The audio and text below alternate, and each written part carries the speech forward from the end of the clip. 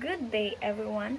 Before I start, let me share something personal. We had this one classmate, not the class president, not even an officer, but whenever we had a group work or school programs, everyone just listened to her. She was respectful, helpful, and inspiring. We followed her not because we had to, but because we wanted to. That's when I realized leadership is not about title. Today, I want to introduce you to the new lesson, which is in Chapter 8, the organizational leadership, something we as future teachers must understand and live by. So, here are the learning objectives of the Chapter 8, which is the organizational leadership. So, at the end of the lesson, students will be able to understand what organizational leadership is, explain the dual role of a school head as both a leader and a manager, and distinguish between leadership and management. So, what is organizational leadership? For me, it's more than just leading a team. It's about helping a group reach goals while making sure everyone feels valued and empowered. In schools, the principal may be the official leader, but the whole school, teachers, students, parents, and staff must work together. Everyone has a role, right? So, what I found meaningful in this chapter is this: organizational leadership doesn't choose between helping the group or helping the individual, it balances both. Now, let me ask you, why do you think it's important that both the group and the individual feel supported in school? So, I believe that when we take care of individual needs, the whole group becomes stronger and the group's success lifts each individual in return. So here's something I also realized. We don't have to wait to become principals to be leaders. Even as future teachers, we already lead. So, for example, when we plan lessons, handle students, support a struggling classmate, or even just do our best at school, that's leadership. So, organizational leadership. So, for example, um, in schools, leaders set goals for the school and encourage everyone teachers, parents, students, staff, and the community to contribute to achieving those goals. So, organizational leadership involves setting strategic goals and motivating individuals to achieve them. So, leadership works towards balancing individual and the group and um, ensures that everyone are supported, neither as sacrifice. So, organizational leadership in schools, leadership isn't limited to the principal or top figure. So, for example, teacher is a leader. So, they don't usually come from the top. So, leadership can come from anyone in the organization, not just those in leadership roles. So, school leaders encourage and empower others and work ethic and leadership responsibilities. Lastly, organizational leadership doesn't only focus group over the individuals or individuals over the group. It doesn't always prioritize any of that. It prioritizes the welfare of both individuals and the group because both individuals and groups are very essential to organization success. So leadership is about attitude and work ethic where anyone at any level can lead and contribute to the organization's success. Now, have you ever seen a teacher lead outside the classroom? Maybe during a school event or during a crisis? That's the kind of leader we want to be. Not one who orders people around, but someone who steps up when it matters most. Now let's talk about two words that we usually hear together, the leadership and management. They sound similar, but they're not the same. As you can see in the PowerPoint, school head must be both leader and a manager, right? So if the school now head only focuses on leadership, the vision and plan may exist but implementation may fail. The management is very crucial in implementing the plan. So, and by managing it, the theoretical vision turns into action. So, balancing both leadership and management ensures that both of the goals and the execution align.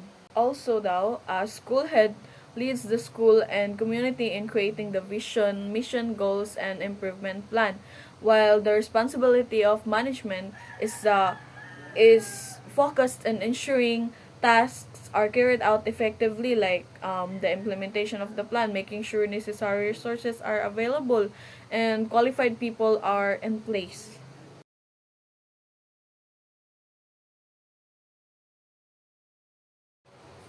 So the managers are the administrator. So their processes is transactional, meet objectives and delegate tasks. And they are work focused. The goal is to get things done. They are skilled at allocating work. They also have subordinates. They create a circle of powers and lead by authority. And lastly is they do things right. Managers the existing culture and maintain status. It also says here that managers focuses on tasks. They care about getting things done, like finishing homework on time, and they also monitor performance. They check if the job is done right, like when a teacher checks your answers. Manager also organizes resources. They make sure everything needed is ready, like having pencils and books before class starts. You have observed this, for example, in an examination. Teacher asks this so that you will be ready for the task. While the leaders are innovative, so their processes is transformation, develop a vision and find a way forward. The leaders are more on people focused than work focused like managers, because leaders, the goals include both people and results. They care about you and want you to succeed.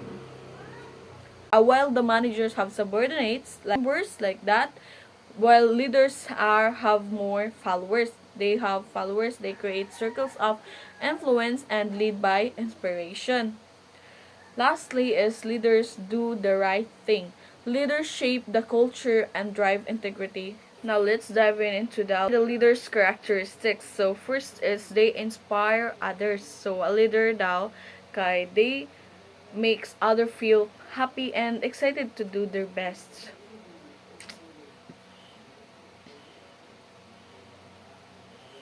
Then leaders also build trust. They are honest, kind, so people feel safe and believe in them.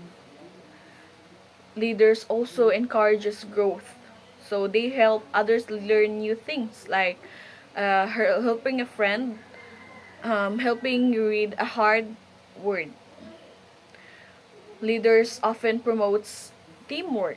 They include everyone and make sure all friends work together nicely. Lastly is leaders solve problems kindly. They fix Leaders solve problems kindly, so they fix problems without fighting and help everyone feel better. So here's a simple comparison. So a manager says, "Do this. It's your job." Then the leader says, "Let's do this together. I believe in you." So you can observe the difference between the manager and the leader. So I have a question. So can a teacher be a leader, a manager, or both? So answer is a teacher should be a both leader and the manager, because as a manager, teacher follows rules, gives clear instructions, checks if students are doing their work, prepares materials, and organizes the classroom. For example, a teacher encourages shy students to speak, help kids with their sad, and makes learning fun, especially in elementary education. I have a question. Can a teacher be a leader, a manager, or both?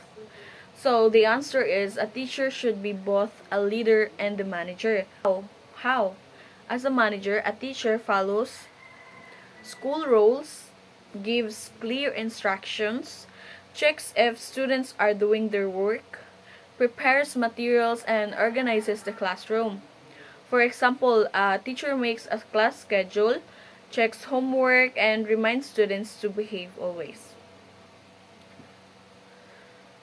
However, as a leader, a teacher inspires students to love learning, helps students grow and believe in themselves, builds trust and teamwork in class, and solves problem kindly. For example, a teacher encourages shy students to speak, helps kids when they're sad, and makes learning fun. So, why both are important?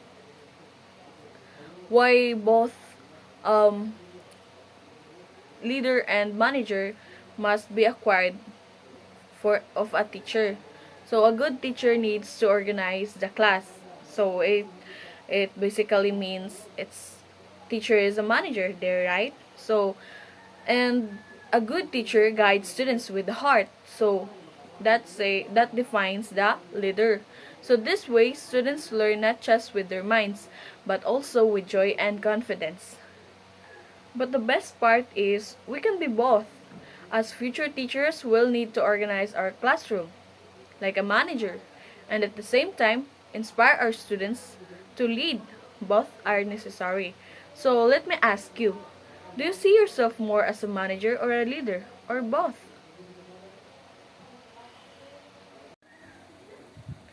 So that's all. I hope you can now distinguish the differences between managers and the leaders and why is it important as future educators. Thank you for listening in this lesson. So I hope you learned some. Thank you.